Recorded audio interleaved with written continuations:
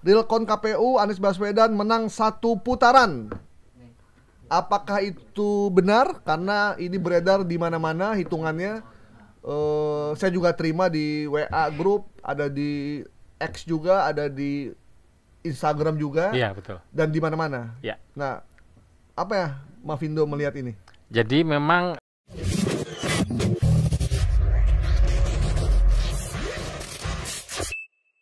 ini soal Realcon KPU Anies Baswedan menang 1 putaran. Apakah itu benar? Karena ini beredar di mana-mana hitungannya. Saya juga terima di WA grup, ada di X juga, ada di Instagram juga. iya, betul. Dan di mana-mana. Ya. Nah, apa ya Mavindo melihat ini? Jadi memang ini sesuatu yang masih dinanti-nanti ya, banyak yang menunggu bahwa apalagi Realcon, Mas. Kalau ada Realconnya itu kan memang benar-benar ditunggu karena itu hasil resmi ya.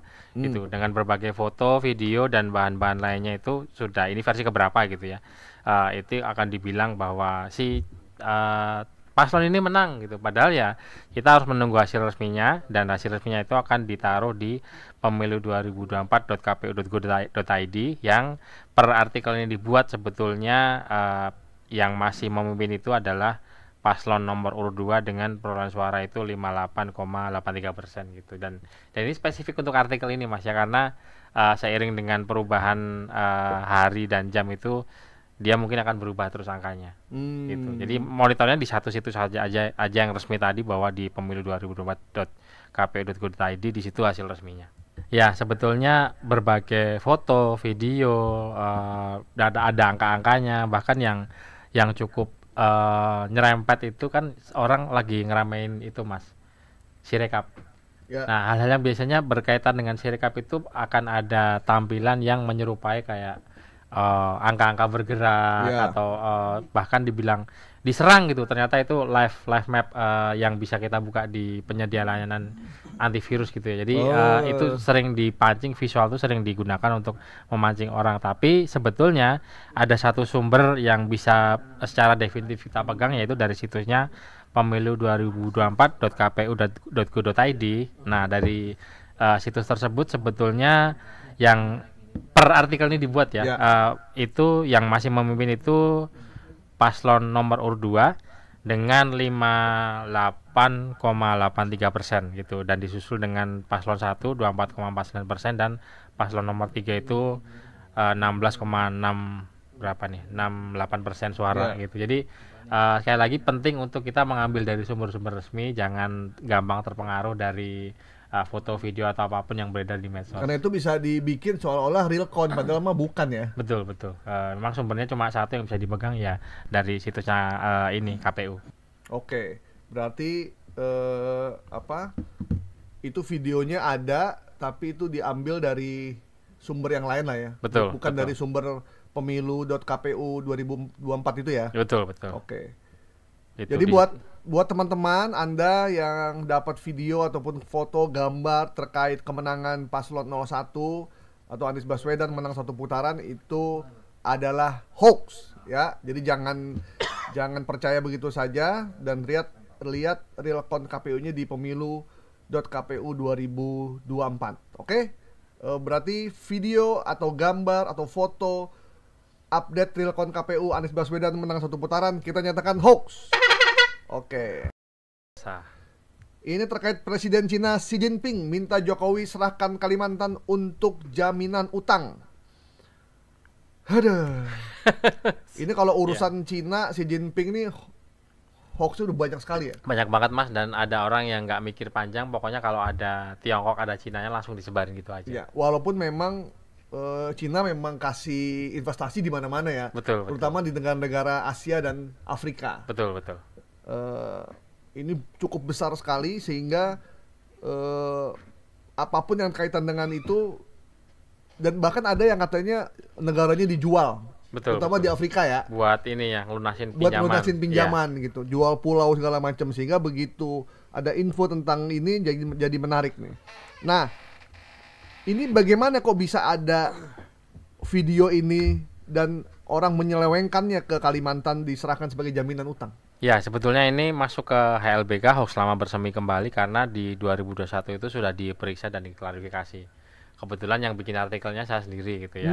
Iya, ini beritanya disebarin di TikTok lagi kebetulan, tapi sekali lagi jangan fokus ke platformnya, karena sebetulnya sumber awalnya itu dia ini awal nyebarnya itu dulu, kalau kalau saya nggak salah ingat ya, sumbernya itu dari YouTube, video di YouTube gitu. Jadi biasa yang beredar satu platform akan nyebar juga, dan ini sekali lagi nih HLBK Mas ya. Nah, bahannya ini ngambil video waktu Xi Jinping itu ketemuan dengan DPR di tahun 2013, dan dia pidato, tapi terjemahan dari pidatonya itu seenaknya si yang bikin hoax gitu. Terjemahannya ngasal-asalan. Jadi dia pengen terjemahnya apa, teksnya akan sesuai dengan yang dia ketahui. Jadi Xi Jinpingnya benar di DPR ya pada tahun 2013. Betul, dia datang ke sini, tapi terjemahannya itu tidak sesuai dengan betul dia ngomong bicara di parlemen. Betul. Di Gatot Subroto bersama dengan anggota DPR. Tapi pembicaraannya bukan soal itu. Bukan seperti yang ditulis di terjemahan subtitlenya gitu. Ya.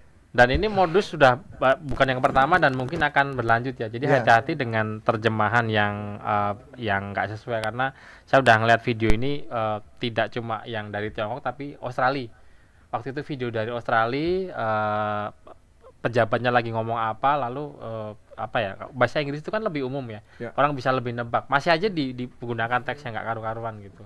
Ini Xi Jinping pakai bahasa China ya? Bahasa China. Karena kan sebetulnya ketentuan pejabat kalau berkunjung ke negara manapun, dan dia akan bawa bahasanya dia, walaupun dia bisa bahasa Inggris gitu ya. Oh gitu ya. Gitu. Paling anggota parlemen yang pakai terjemahannya. Pakai penerjemahan, ya. Ya, jadi memang